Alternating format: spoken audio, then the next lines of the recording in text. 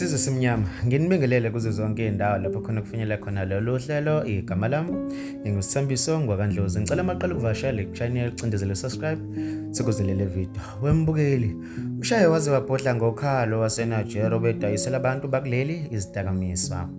Umshushumbisi wesidakamizwa odabuka ngaphandle kwelaseNigeria osola ngokudayisa inyawupe kuleli duze naserenki yamatekisi kuthiwa lo mlisa unenebulwe ngenduku waze wabhodla ngokhalo enenebulwa ngosomatekisi baserenke.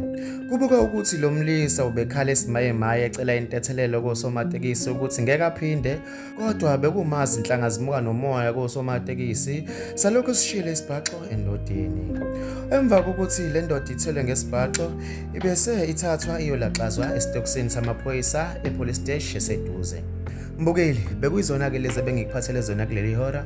Ngicela ubeke uvo lwakho kwi-comment section melana nololo daba. Ngizokubona kwenye ividiyo elandelayo. Sale kahle.